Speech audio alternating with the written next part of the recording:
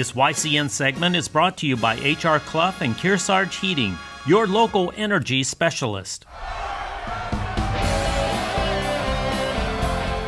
Welcome back. YCN Sports Talk. Jeremy Stout, Rob Taylor in studio. When we move over to the Celtics, post-All-Star break, the second half of the season starts. And I put that in quotes because obviously they played over half of the season. Celtics, winners of 12 of their last 15. Obviously a big win against the 76ers before the All-Star break. Jason Tatum, a nice All-Star break, winning the skills competition.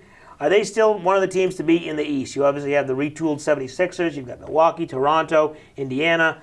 Celtics still there with the amount of talent that they have? I think so, and obviously there's a chance, a small chance, that some big deals could get made. We may be seeing some additional talent coming our way, and we'll talk about that probably in just a little bit. But I really think they're a loaded team, and it seems like they're putting it together when it counts now. You know, we talked a few months back how you can kind of experiment with things in December, but in January and February sort of want to have your ducks in a row and have your plan in place, and I think we're getting there. There's still a little personality work to be done, I think, in the locker room, and we'll talk about how to Kyrie fit into that. Yeah. But I still like our chances. We're locked and loaded. It's still Golden State's to win or lose. I think if there's any sort of certainty there, we'll see. But I think we're looking pretty dang good. What does he say?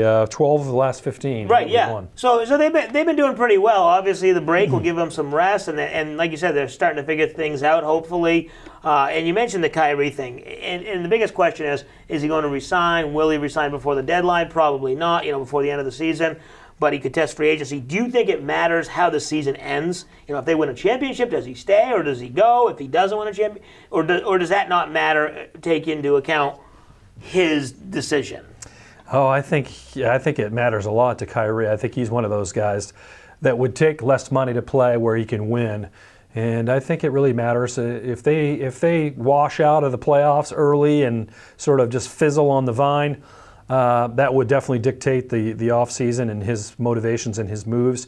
But if they make a deep run, even if they don't win it all, but they make a deep run in the playoffs, and put some wins on the table and have some good performances, I think it's a much more strong likelihood that he stays and continues. I was watching a thing last night. He was on ESPN being interviewed by Rachel. I don't remember her last name. Yes, Rachel Nichols. Yeah. Yes. So she did an in-depth with him, and obviously it's sort of those intangibles in basketball that are so important. They don't play nearly as many games as they do in baseball, and it's a totally different sport, obviously.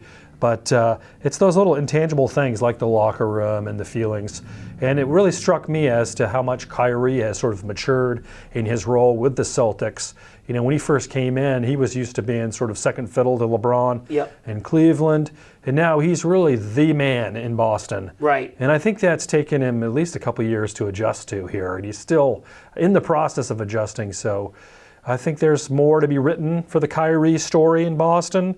Let's just hope it's a good result as opposed to the bad one. Right, and who knows which way it's going to go. And obviously at the end of the season, they'll have a lot of different irons in the fire, if you will, a lot of different options to go with. And one of them is Anthony Davis. And do they have to decide if they want to keep Jason Tatum or Anthony Davis? If you could choose one of those guys, if it was a straight-up swap, who would you take right now, regardless of Kyrie signing or not?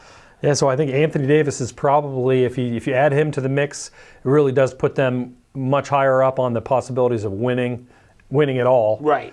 But I think Jason Tatum is really sort of more of a long-term prospect. I've actually heard some scenarios, particularly now that this seems to have been sort of drawn out a little bit in New Orleans. The Pelicans are sort of wishy-washy and not really willing to get anything done there. So the longer it sort of drags on, the more likelihood is that you don't have to give away the farm to get him. Right, yep. And so I've seen some of the scenarios whereby we could still get him and keep Jason Tatum. Yep. But, I don't know. It's kind of that, do you want to win in the long run or do you want to win now? Right. And I would say that they would love to win now just because in the NBA there's such a sort of loaded dynamic where teams can really dominate for years and years, unlike some of the other leagues. Exactly, and Anthony Davis is going to be a free agent after next season, so if they don't get Kyrie but they keep Tatum, they could certainly sign Davis long term. Obviously you might want to go to LA, but there's a lot of options and a lot of season left to be played, so we'll see how the Celtics finish this season. We'll take our final break. When we come back, we'll have some odds and ends from the NFL offseason. We'll talk some Patriots and if they might be getting a new backup quarterback. Plus, we'll have our Salto Pub Picks of the Week. You're watching YCN Sports Talk.